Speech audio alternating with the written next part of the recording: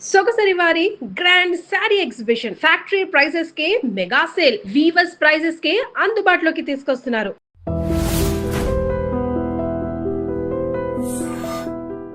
కామి కానివాడు మోక్షగామి ఎలా అవుతాడు అని చెప్పని. సో మరి మీరు సన్యాసాశ్రమాన్ని తీసుకున్నారు, మరి ఎవరు ఏది చేసినా అది మోక్షం కోసమే అంటారు కదా స్వామి. సో ఎవరు ఏది చేసినా మోక్షం అయితే, దొంగతనం చేస్తే అది కూడా మోక్షం కోసం అవ్వాలి, గ్యాంబ్లింగ్ చేసినా మోక్షం కోసం అవ్వాలి. ఎవరేది చేసినా కాదు స్వామి, తగిన పని ఏది చేసినా దానిని లక్ష్యంగా పెట్టుకుని చేసినట్లయితే అది తప్పనిసరిగా వాడికి తరించే ఒక సాధనం అవుతుంది. That becomes a means for him to get the attainment. ఇప్పుడు మీరు అన్న దాంట్లో 2 పార్ట్స్ ఉన్నాయి. దాంట్లో స్వామి కామి, మోక్షగామి. పాపం ఎవరో ప్రాస కోసం పెట్టి ఉంటారు దాన్ని, బట్ దట్స్ ఓకే. కామి అంటే కోరిక కలవాడు అని అర్థం, కోరుకునేవాడు అని అర్థం. మోక్షం అనే దానిని నిర్వచించడాన్ని బట్టి ఇప్పుడు ఇవన్నీ ఉంటాయి.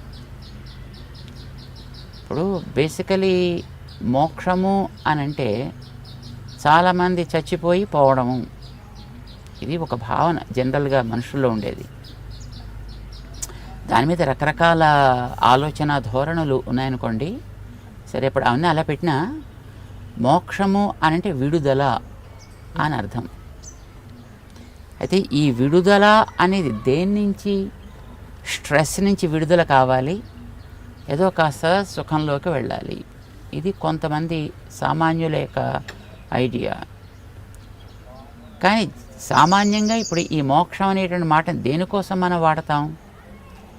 ఏది అల్టిమేటో, దేనికంటే ఇక పొందాల్సింది పైన మరేం ఉండదు, సో దానికి మనం దీన్ని మోక్షం అని పెట్టుకున్నట్టయితే అలాంటిది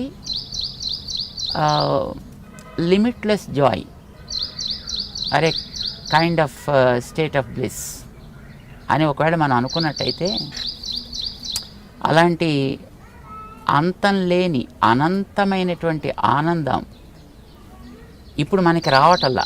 అప్పుడప్పుడు కొద్ది కొద్దిగా ఆనందాలు వస్తున్నాయి మనకు కూడాను. వేసవికాలంలో ఐస్ క్రీమ్ తింటే ఆనందం, నదిలో దూకితే ఆనందం, శీతాకాలంలో వేణీళ్ళు పోసుకుంటే ఆనందం. ఒక తాత్కాలికంగా శారీరకంగా కలిగేటటువంటి సుఖాల కోసం మనం తాపత్రయపడుతున్నాం యూజువల్లీ. కానీ శరీరం అనేది మనం ఎంత చేసినా అదేం ఉండలేదు. ఇప్పుడు ఒకసారి అది పోతోంది, ఒకసారి రోగాల పాలవుతోంది, ఒకసారి ఏడిపిస్తోంది, అప్పుడప్పుడు అనుకూలంగా కూడా ఉంటుంది. కానీ but most of the times it's creating lot of pain. But either pain or Joy, ఇది వచ్చేది ఎవరికి? మనిషికి ఏంటంటే? మనిషికి కాదు, నాకు. ఓహో, మనిషి ఈజ్ ఒక స్పేషీస్, ఇది ఒక ప్రాణి. బట్ ఇలాంటి ప్రాణులు కోకొల్లలు ఉన్నాయి కదా, జంతువులు ఉన్నాయి, పక్షులు ఉన్నాయి, క్రిములు ఉన్నాయి, కీటకాలు ఉన్నాయి.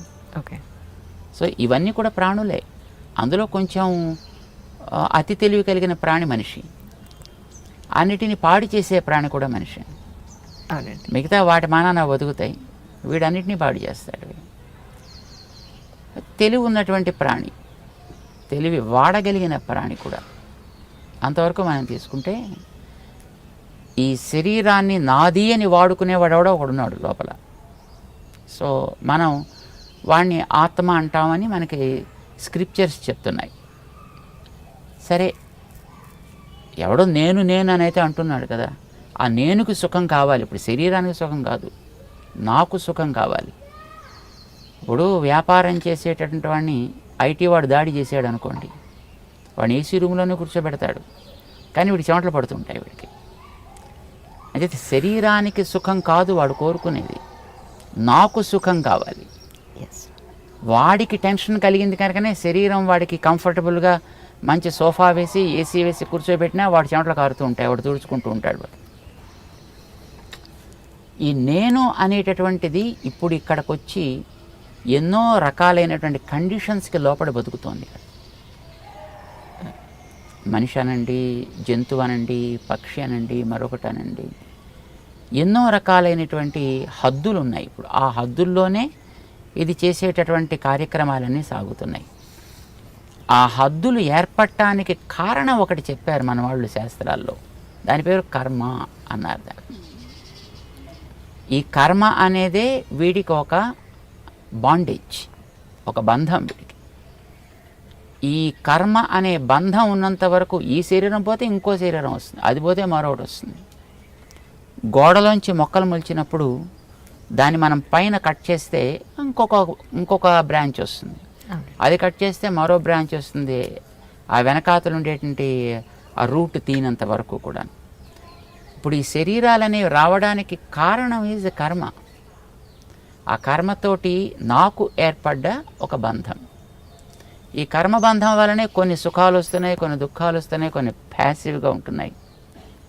మానవ శరీరం వస్తుంది, ఇంకో శరీరం వస్తుంది, మరో శరీరం, రకరకాల శరీరాలు వస్తున్నాయి. బట్ నేనేం కోరుకుంటా?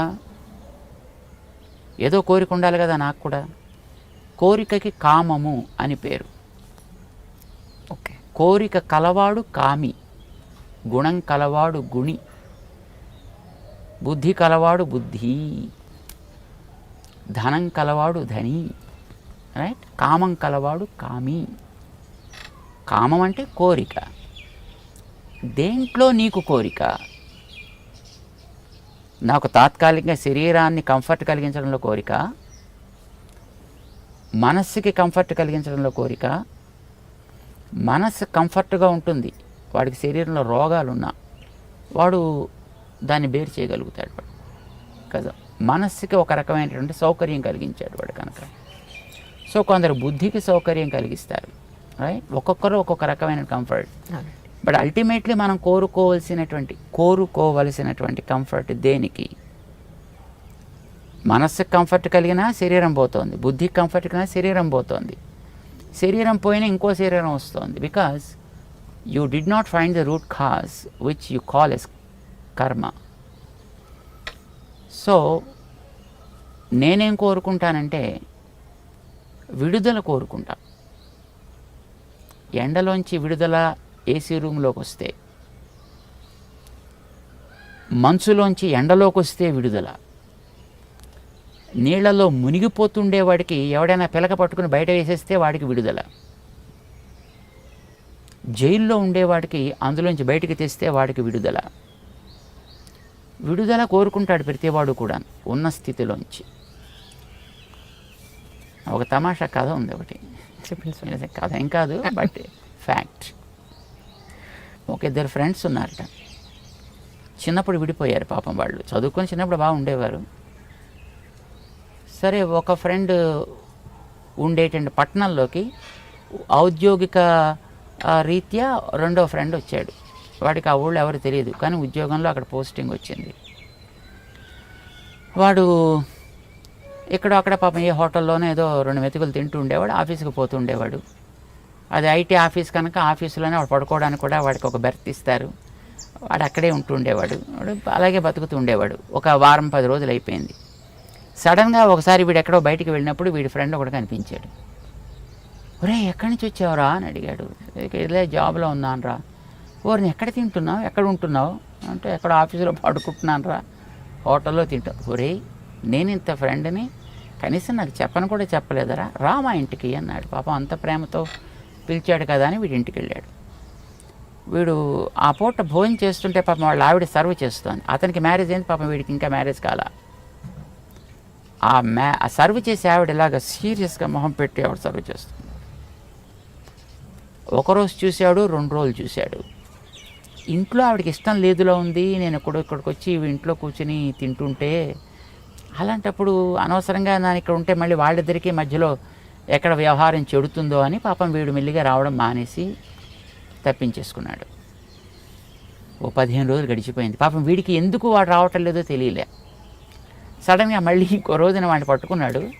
ఒరే, ఏమిట్రా రావట్లేదు మా ఇంటికి, ఏమైపోయావురా, నీకోసం నేను తిండి కూడా తినాలో మానాలో తెలియకుండా ఉంటున్నాను రా అని అడిగాడు. అంటే పాపం మొట్టమొదటి పాపం చెప్పడానికి మొహమాట పడ్డాడు. సరే ఇంకా వాడు గట్టిగా నిర్బంధించేటప్పటికి చెప్పాడు, ఒరే వద్దురా, నేను నీ ప్రేమ నాకు తెలుసును, కానీ మీ ఆవిడ చాలా సీరియస్గా ఉంటుందిరా, నేను అనవసరంగా మీ ఇద్దరికి మధ్యలో కొంచెం ఇబ్బంది కలిగించే స్థితిలో ఉంటానేమో అని చేత నేను బెటర్ అని మానేశాను రా, ఏమనుకోకు ప్లీజ్ ప్లీజ్. పక్కుమని నవ్వెట్టండి ఆ ఫ్రెండ్. నవ్వుతావేమిట్రా, నేను సీరియస్ రా, అందుకోసమే నేను రాలేదురా. ఓరు పిచ్చోడివిరా నువ్వు, మా ఆవిడ రిసెప్షనిస్ట్ రా. రిసెప్షనిస్ట్ ఎలా ఉండాలి, ఎప్పుడూ నవ్వుతూ ఉండాలి కదా. వాడు ఎవడైనా వచ్చి అడిగినప్పుడల్లా చెప్పాలి, 10 సార్లు అడిగినా 10 సార్లు చెప్పాలి, చెప్పేటప్పుడు నవ్వుతూనే చెప్పాలి, సీరియస్గా మొహం పెట్టకూడదు. మరి పొద్దునుంచి సాయంకాలం దాకా రిసెప్షన్ కౌంటర్లో కూర్చుని ఇలాగ నవ్వినట్టుగా మొహం పెట్టి, నవ్వు కాదు నవ్వినట్టుగా మొహం పెట్టి సాయంకాలం దాకా ఉండి ఇంటికి వచ్చాక ఈ చేంజ్ కావాలి కదా. అంచేత what is the change? Okay, ఇప్పుడు పేపర్ చదువుకునే వాడికి చేంజ్ అంటే పేపర్ మూత పెట్టి టీవీ చూడడం, టీవీ చూసేవాడికి చేంజ్ అంటే టీవీ క్లోజ్ చేసి పక్కవాడితో మాట్లాడడం. ఇప్పుడు that is what they call rest.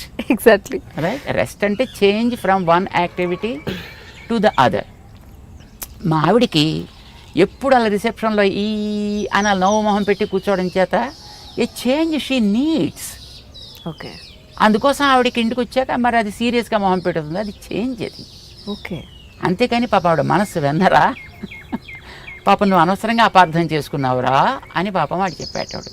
It is a change, right. అంటే మనం ఎప్పుడు కూడా ఒక చేంజ్ కోరుకుంటాం. ఆ చేంజ్ దేంట్లోంచి కోరుకుంటాం మనం?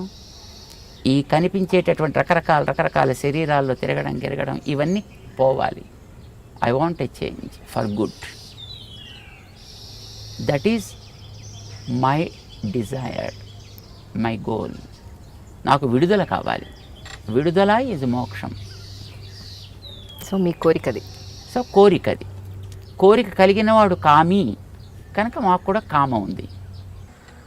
ఇందాక మీరు ఒక మాట అన్నారు స్వామి, ఇప్పుడు ఎస్పెషల్లీ సరే అబ్బాయిలు పెట్టుకోవడం తీసి పక్కన పెడితే అమ్మాయి బొట్టు పెట్టుకోవడం అనేది ఎందుకు ఇంపార్టెన్స్ ఈ రోజుల్లో? అంటే జీన్స్ ప్యాంట్ వేసుకున్నాను, ఈ డ్రెస్ మీదకి బొట్టు బాగుండదు, ఎక్కడో ఎందుకు మా ఇంట్లో సంగతి నేను చెప్తే పిల్లలు ఎందుకు పెట్టుకోవాలి అని అంటే ఎవరో చెప్పిన పెద్దవాళ్ళు అక్కడ ఒక స్థానం అది ఆ ప్లేస్కి మనం దానికి రెస్పెక్ట్ ఇచ్చి దానికి బొట్టు ఒకటి పెట్టాలంటే they are not satisfied with my answer. Right. So మీరు మీ మాటగా ఒక్కసారి బొట్టు అసలు ఎందుకు పెట్టుకోవాలి, నో పెట్టుకోమని చెప్పండి, ఎందుకు పెట్టుకోవాలి అనేది చెప్పండి చాలు. There are certain reasons. ఇప్పుడు fortunate enough we are, whatever the practices that we have today given by our great sages, each one of them has a relevance. Relevance physical, relevance spiritual. Rendu unnai. Face is the index of the mind, right? దీన్ని అంగీకరిస్తారు కదా. అవునండి. నీ మనస్సులో ఏ భావాలు ఉన్నాయో అది నీ మొహం చెబుతుంది. ఒకవేళ మొహం చెప్పలేకపోతే నువ్వు చెప్పగలిగేటట్లుగా ఉండాలి. అందుకోసం మన వాళ్ళు బొట్టు పెట్టారు. ఎందుకంటే ఇక్కడ చూడగానే నీ ఐడియాలజీ ఏమిటి అనేది నీ మొహం చెప్పేస్తుంది.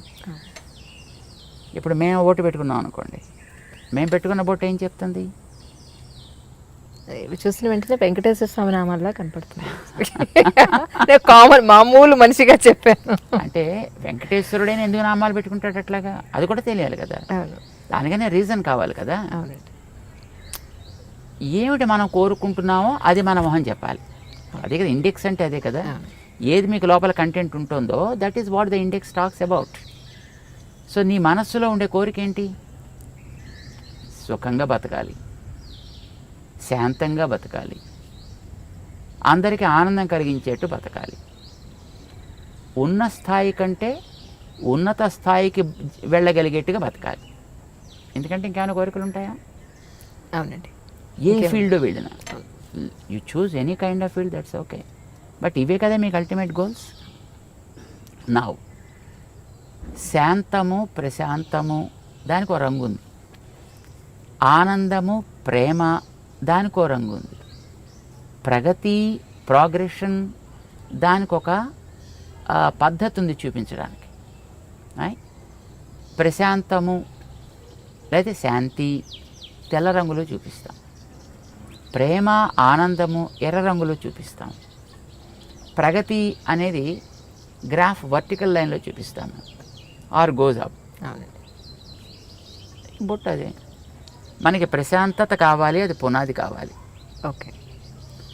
ఈ ప్రశాంతత అనేది నీకు రెండు వైపులా సాగాలి, నిన్ను పైకి తీసుకెళ్ళాలి, చివరి దాకా ఉండాలి. సడన్గా వచ్చి మళ్ళీ పాల పొంగులాగా టక్కమని ఎక్కడో పోకూడదు. ప్రశాంతత పైదాకా తీసుకెళ్ళాలి.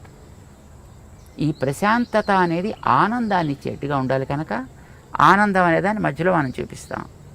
ఈ ఆనందం అనేది ఒకటే గోల్. దానికి ప్రశాంతత is a protection, and it is the foundation, it is the protection, but this is the goal. ఇది మనకి బొట్టులో చూపిస్తాం అన్నమాట. ఆ రంగుకి కూడా ఒక రెలవెన్స్ ఉంది, ఆ లైన్కి కూడా ఒక రెలవెన్స్ ఉంది మనకి. ఇక్కడ ఎందుకు పెడతాం? ఇక్కడో పెట్టుకోవచ్చుగా, స్పేస్ హాయిగా ఉంది కదా. ఇక్కడ కూడా ఉందనుకోండి స్పేస్, బట్ ఇక్కడ ఎందుకు పెట్టాం? ఇక్కడ ఎందుకు పెడతాం? మన భావన అనేది జ్ఞానానికి సంబంధించిన అంశం. జ్ఞానం అనేది తెలుసుకోవడానికి పనికొచ్చేది.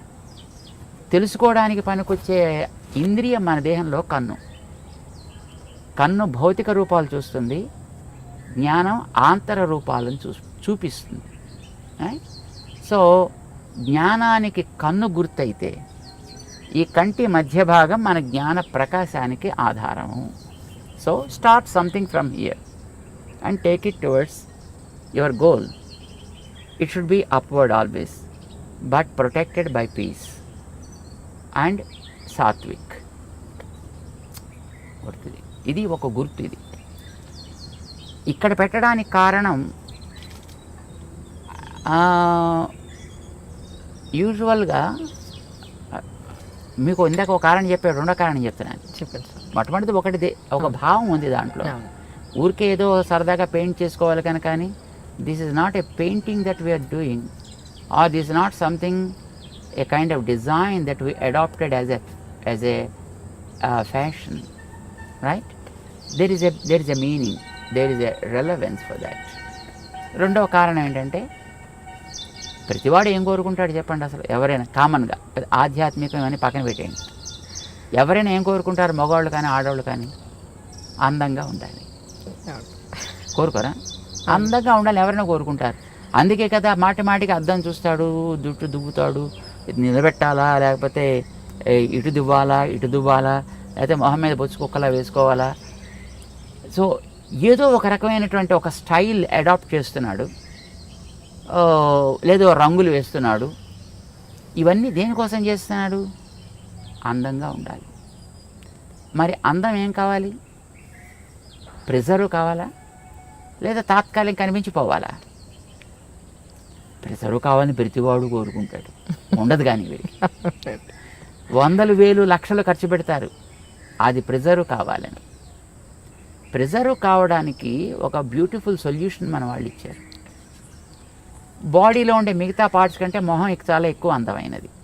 దాన్ని బట్టి కదా మిగతా అన్నిటిని రికగ్నైజ్ చేసేది. సో ముఖం యొక్క అందం బాగుండాలి. పాడు చేసే ఫ్యాక్టర్స్ ఏమున్నాయి? వెదర్, కడిగేసుకుంటే పోతుంది.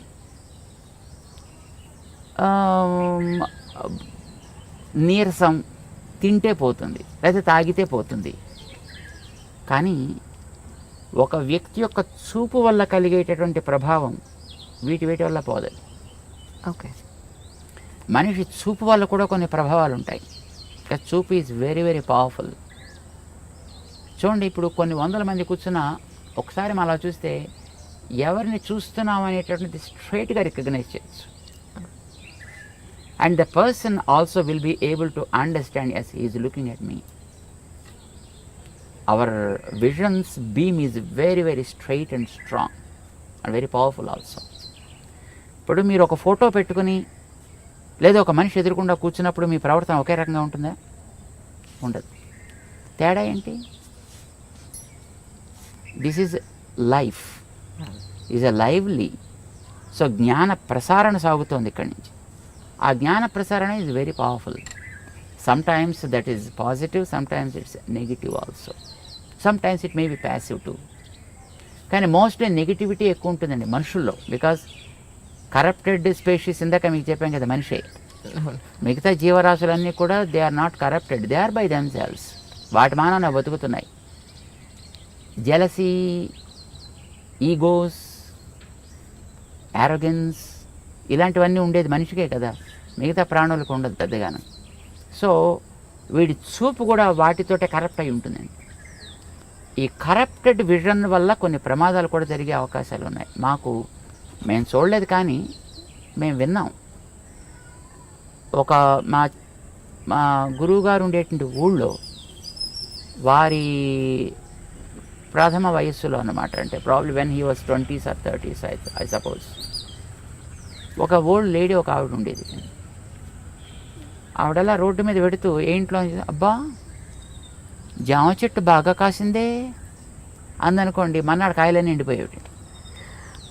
ఇది కొంతమందిలో నేను కూడా చూశాను సార్, నిజంగా కరెక్ట్ అది మీరు చెప్పింది 100% కరెక్ట్. అలాగే వెడుతూ పాలు పితుకుతుంటే అమ్మో మీ ఆవు బాగానే పాలిస్తోంది అందనుకోండి, మన్నాడు పాలు ఎగచేపేసేది ఆవు.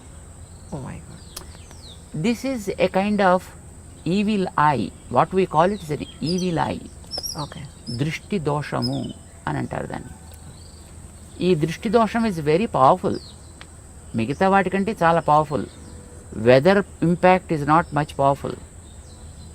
తినకపోతే వచ్చే weakness is not much powerful.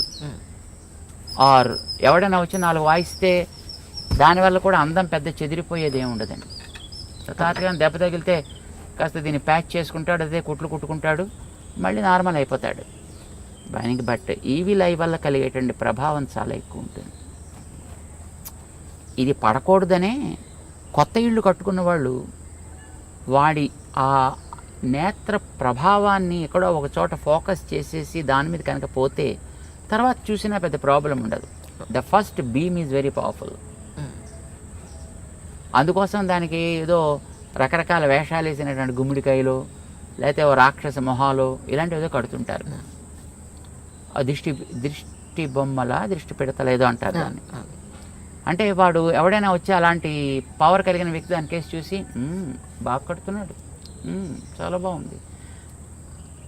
ఇప్పుడు ఎక్కడ పడుతుంది చూపు? ఇంటి మీద దృష్టి బొమ్మ పెట్టినప్పుడు మీరు మిగతా కట్టినటువంటి కలర్స్ మీద, డిజైన్స్ మీద దృష్టి పడదు, దాని మీద దృష్టి పెడుతుంది.